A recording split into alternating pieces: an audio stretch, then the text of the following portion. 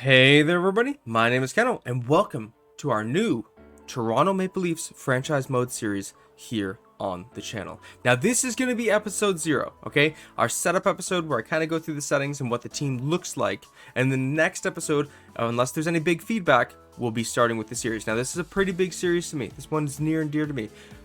I am a hometown Leaf fan, okay? All my life. It's been the Toronto Maple Leafs. Actually, okay, the Anaheim Ducks were like my favorite team back in like the late 2000s. The Toronto Maple Leafs, though, because I'm from the greater Toronto area, I've always had a near and dear thing for the Leafs. That 2016-17 season, the first year with Matthews, Marner, and Nylander up on the team fully, I watched every single game. I was just glued to the TV from the moment of puck drop to the moment the final buzzer went. And I just was so obsessed with it. Now, lately I haven't been watching as many games. I think last year maybe watched 4 or 5, and this year I have maybe watched 1 so far, mostly because I have a full-time job and I don't have a subscriber package to like Sportsnet or anything like that, so it's hard to come by them. But they're still a very near and dear team to me, and I'm excited to get going on this series. And no, just because a new series is starting doesn't mean another series is ending. I know we have the Butte Bandits and the Montreal Canadiens series going, plus the BA Pro series, and even though I'm going to be slowing down a bit on the BA Pro series and not doing as many uploads as I was before, it's still probably going to be at least once a week. And then we're going to be having like weekend fun little series thrown in. We did the World Junior Showdown back on New Year's Eve. That one didn't get as much traction as I wanted it to, but you know, that's fine. It was kind of a test run. I'm going to be doing more challenges like that, and if you guys have suggestions for challenges, let me know in the comments down below, and I'll be doing as many as possible. I already have one set up. It's one from my lovely wife. It's a suggestion from her, and it's going to be a surprise for you guys coming out soon. But aside from that, everything's pretty much the same. Not usually the same. Everything's pretty much the same. The only thing I changed was these main 4 categories here. So the sim engine scoring is not high, it's medium. Draft class quality is low instead of high, and generated processor quality is medium instead of high. And then sim engine shot frequency will always stay high. That allows us to have better outcomes for our goalies at the end of the season, whether we get shelled or whether the goalie puts up at least like a 920 save percentage. I like it better like that. I know realistically the league has seen really high scoring and low goaltending save percentages in the last few seasons, but this is the way that I generally do my offline GM modes. And if you want to hear more about that, just ask me in the comments down below. I explained it in the comment yesterday, and I'll explain it anytime that anybody asks. Or I can even put up a video of how I generally start my franchise mode series. But in this video, we have gone through the settings, pretty much all the same. The only thing I have left out is Fog of War, because I generally just don't find it fun. It usually just creates a more Draft to Glory-esque series where I don't know who I'm going to be trading for. It makes it a little difficult to make any trades, so I just go through draft and free agency alone. But we're going to be playing with Fog of War off. If you want that on, like we have in the Montreal Canadiens series, let me know in the comments down below, and it will be done if I see enough support for it. But we are going to look at the lineups right now. Alright, and here's how our Toronto Maple Leafs lineup is looking. We have Matthew Knies with Austin Matthews and Mitch Marner on the top line, Tyler Bertuzzi, John Tavares, and William Nylander on that second line, Robertson, Domi, Yarncrow on the third line, and Gregor, Kampf, Holmberg on that fourth line. Now, I have no problem changing these lines around as much as you guys want. I want to try and gel the team as much as I possibly can, try to keep players where I can to make them capitalize the most. Whether I switch Nylander and Marner is one thing, whether I switch Knies and Bertuzzi or Knies and Robertson is another thing. Players can move up and down, but I usually don't like to move them more than like one line down. Maybe I'll put Nylander down on the third line, but then I'd have to give him the starting line because he is listed as a first line forward. I do want to get Holmberg higher up, so I wouldn't mind putting him maybe on that top line.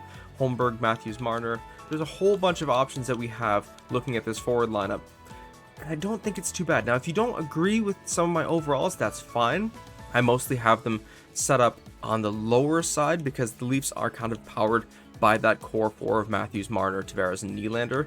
Knies is definitely coming up. I have him listed as a high top 6. Actually, that's kind of how he came in the roster I downloaded. I did a lot of editing to a lot of the players, so as you can see, Tavares now has 65 poise, but that allows me to change some of the stats around while lowering his overall a bit. And then Nylander, again, he is a star. He has done great, and I have his new extension in place. And on the defensive side, Morgan Riley with TJ Brody, Simon Benoit with Timothy Liljegren, and Mark Giordano with Jake McCabe. Now, any Leaf fans might be losing their mind seeing Simon Benoit is just an 80 overall. Again, I lowered his poise and bumped up a lot of his attributes. He's still a bricklaying machine. He is still a beast on the team. He is still great defensively, so I still think he fits in on that top 4 role. Maybe I have Giordano at 82 a little too high because he's been struggling this season. And then our scratches are Lagesson, McMahon, and Reeves. Again, Reeves just has not done well with his time with the Leafs. And we have Klingberg down in the minors because he's pretty much out for the season in real life. I know I should probably give him a shot, but I'm just not interested over the defenseman you already have. Maybe I take Benoit out of the lineup, but I don't have any need to right now. I mean, Klingberg's only an 80 overall as well. And then goalies, we have Samsonov and Wall. Now, Samsonov did great last season. He is a good goalie, but we've only seen one sample size of him being a stellar goalie, and more sample sizes in the last 3, 4, 5 years of him being more on par average goaltending.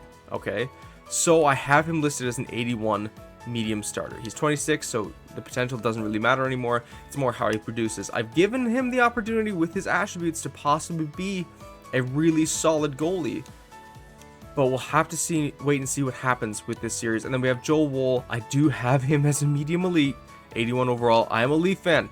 Shoot me, sue me, kill me, I don't care. Yell at me in the comments. I think he has great potential. And now, in hindsight, I definitely think I gave Caden Primo too low of a potential. I think he should have at least been a low elite or high starter. Not because of just that one game. He has a big sample size, and I didn't edit him as well as I should have. I did not do my due diligence on that Montreal Canadiens series as much as I should have. And then in the AHL, I haven't really touched these lines, but we have Steves with Minton and Shaw, Blandisi with Abruzzese and Ellis, Clifford with Gambrell and Kressler, Josiah Slevin with Roni Hirvonen and Ty Voigt. Now, I actually didn't do much editing to Ty Voigt or Roni Hirvonen in hindsight. Maybe I should. If you guys want me to, let me know in the comments down below. On the defensive side, didn't do too much here. I know that there's like Kiefer Bellows doing well. Just signed a Marley's contract. I don't see him really slotting into a Leaf role. Maybe I'm wrong. I just don't see it happening. But we have a lot of players here edited. There's some players that still need to get into the lineup. We have Hildeby here. We have Petruzzelli, Jones, and Murray. I know Murray's here. I'm probably going to scratch him. Apparently he's going to be getting back on the ice, so I don't think he should be like completely written out of NHL return. But that's how our AHL lineup's looking. That's how our NHL's lineup's looking. I'll show you quickly our trade values for our team and what we have going here, who we have as potential prospects going up. I mean, we have Fraser Minton here. We have, where is he? Easton Cowan is a low elite. I think that's a fair rating for him. We have Nikita Grembyankin as a low elite as well. He was, I believe, a 7th round pick by the Leafs. So Braden Kressler here was a UFA that we signed after his draft year passed, I believe. We have Nick Robertson as a low elite. So a lot of low elites here, actually. Brendan Lisowski, he's having a great season with the Saskatoon Blades. So you never know. Ron Tverberg is a high 9. Pontus Holmberg's a high 9. So where I gave some people exorbitant potentials, I gave others like maybe lower end potentials. Maybe Steves, Holmberg, and Tverberg deserve better potentials, but that's the way I saw it.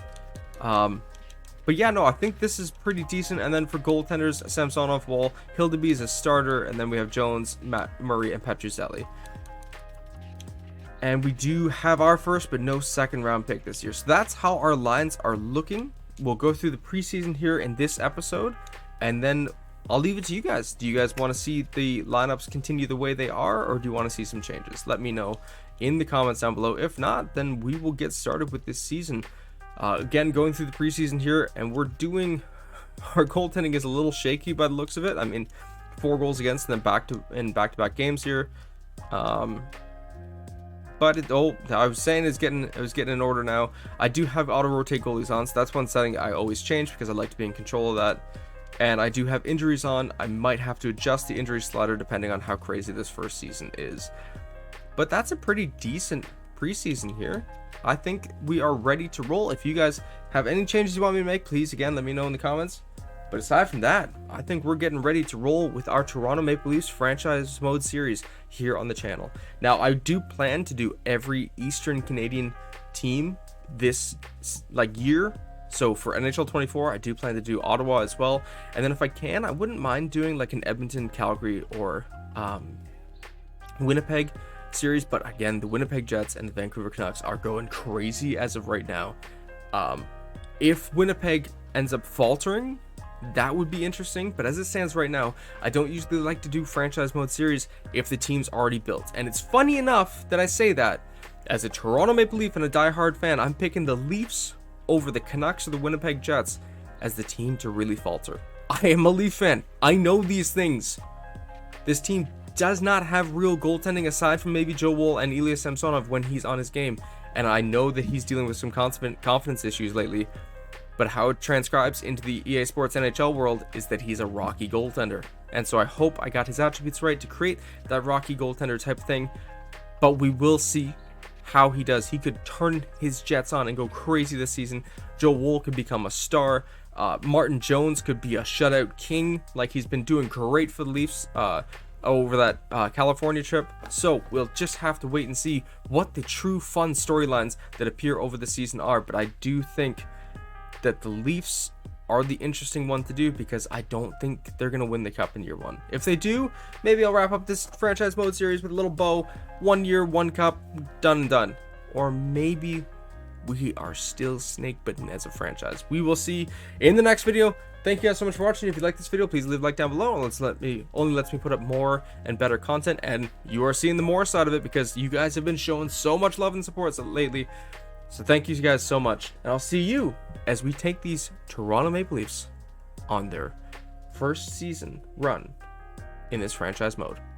If that makes sense. I think it makes sense. Thank you guys.